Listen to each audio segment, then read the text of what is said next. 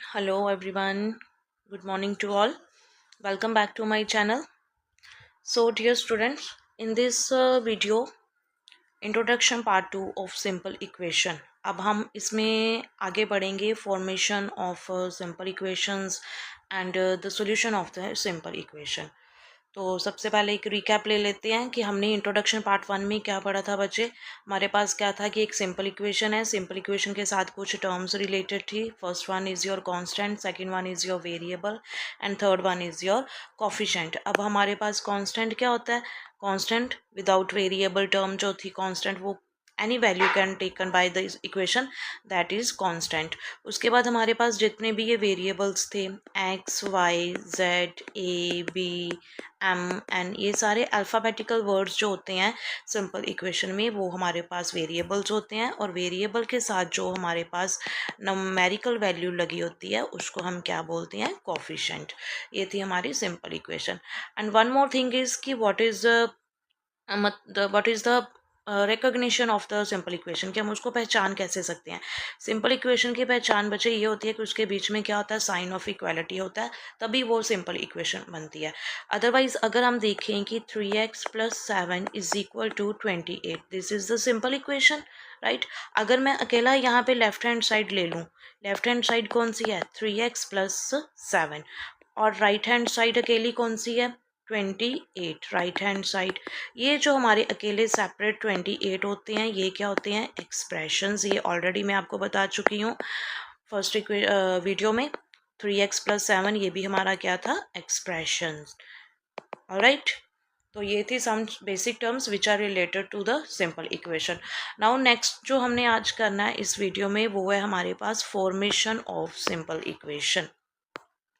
Formation of simple equation.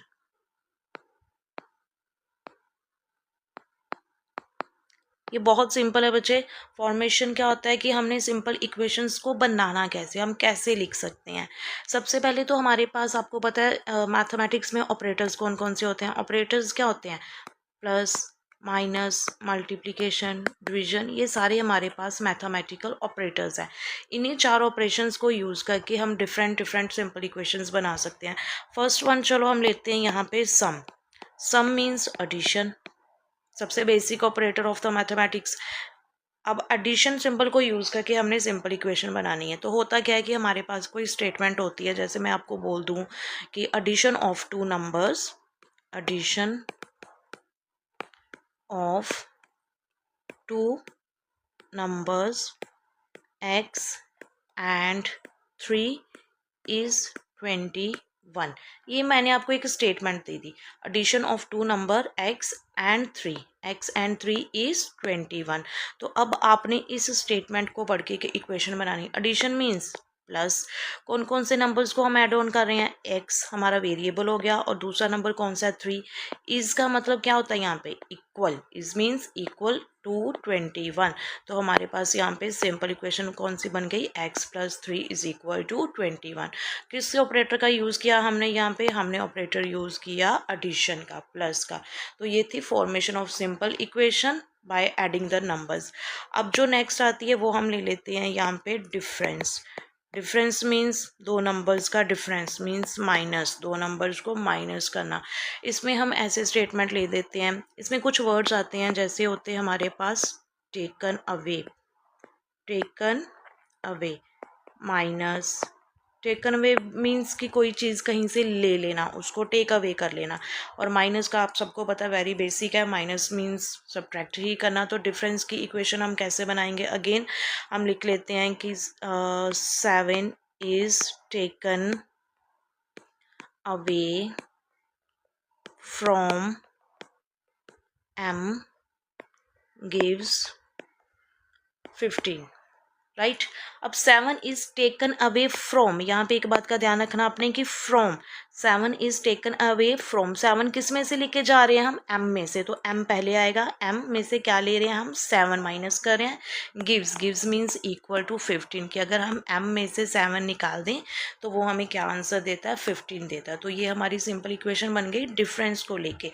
Next आता है हमारे पास जो बहुत बेसिक है, एक बच्चे फ्रैक्शन की फॉर्म में हम सिंपल इक्वेशंस बना सकते हैं। फ्रैक्शन क्या होता है, एक्चुअली वो डिवीजन ही होता है। अपॉन की फॉर्म में फ्रैक्शन हम लेते किसको हैं कि any number which can be written in the form of the p upon q। अब इसमें हम उसका 1/3, 1/4, 1/5, 1/6 इस तरह के नंबर्स ले लेते हैं। तो हमने क्या लेना होता है, सपोज कि 1/3 of a number x, 1/3 of a number x gives you 17। तो हमने 1/3 किसका ले लिया, किस वेरिएबल का ले लिया, 1/3 ले लिया हमने x का, इज इक्वल टू 17। तो ये 1 इंटू एक्स कितना हो गया, x upon 3 is equal to 17। ये भी हमारी क्या बन गई, एक सिंपल इक्वेशन फ्रैक्शन की फॉर्म में, x upon 3 is equal to 17। Sum हो गया, डिफरेंस, फ्रैक्शन। नेक्स्ट एक वर्ड आता है यहाँ पे बच्चे टाइम्स। टाइम्स वर्ड क्या होता है, multiplication, multiplication,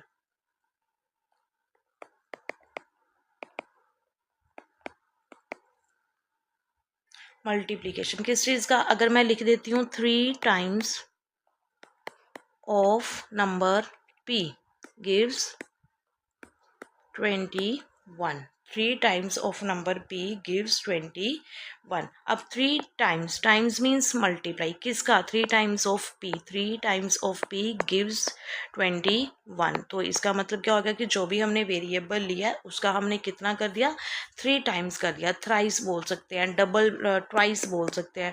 twice means 2 times, thrice means 3 times, 4 times means हमने कितनी बार मल्टीप्लाई कर देना, 4 टाइम्स, 5 टाइम्स। तो हमारे पास ये सिंपल इक्वेशन कौन सी बन गई, 3p इज इक्वल टू 21। यहाँ पे वेरिएबल p ले लिया, उसका कोफिशिएंट क्या जा रहा है हमारे पास 3 और कांस्टेंट इज योर 21। ये थी हमारी कुछ formation of the simple equations with sum, difference, fraction and times. इस ढंग से हम सो मैनी इक्वेशंस हम बना सकते हैं। इसके बाद बच्चे जो नेक्स्ट आता है हमारे पास वो क्या है, how to find the solution, how to find the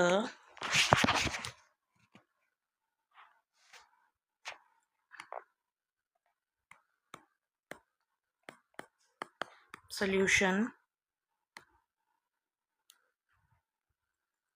of equation।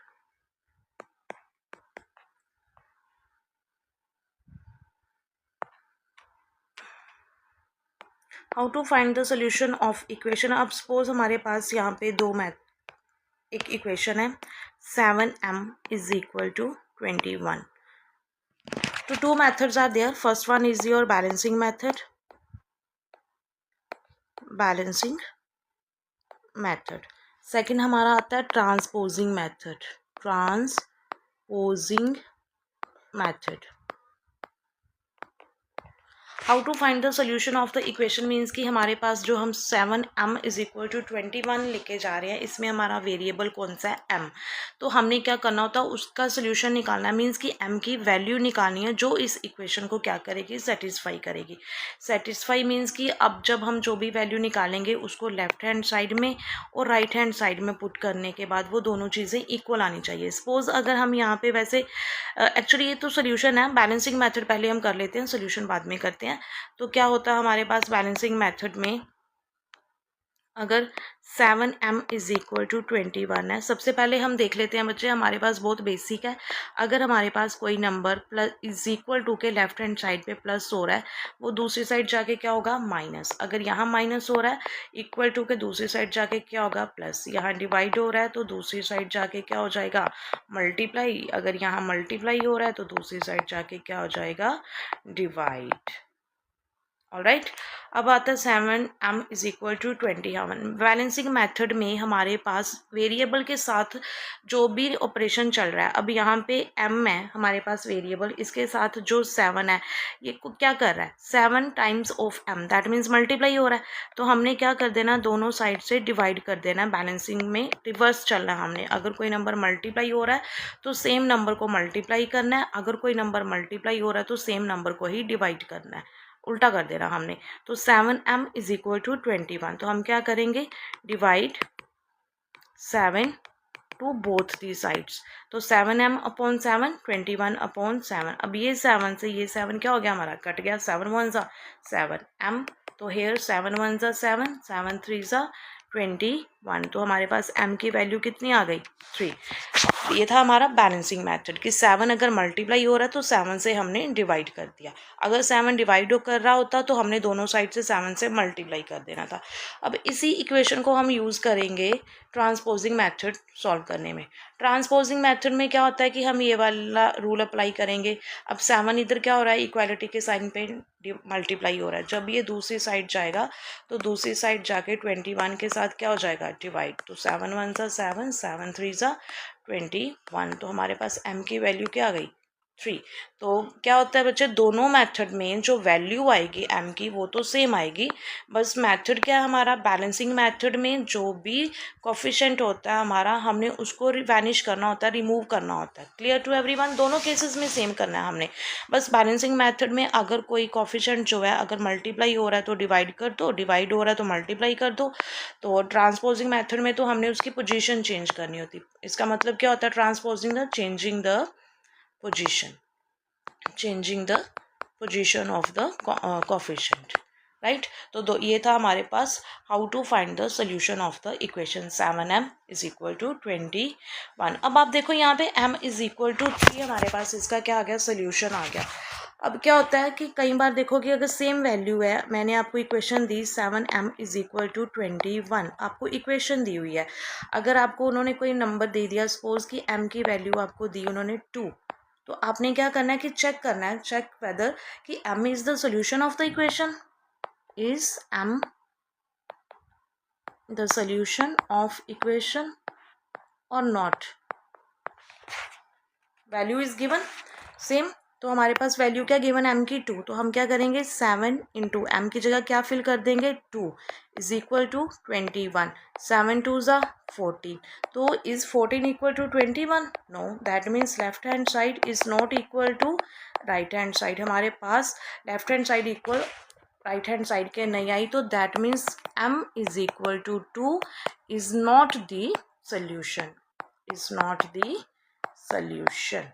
तो सोल्यूशन बेसिकली होता क्या है, वो हमारी उस गिवन इक्वेशन को सेटिस्फाई करता है। सेटिस्फाई करने का मतलब कि वो जो भी सोल्यूशन होता है, जो भी वैल्यू आती है वेरिएबल की, जब हम उस इक्वेशन में पुट कर देते हैं तो वो इक्वेशन को सेटिस्फाई करेगा, left hand side right hand side के इक्वल आएगी।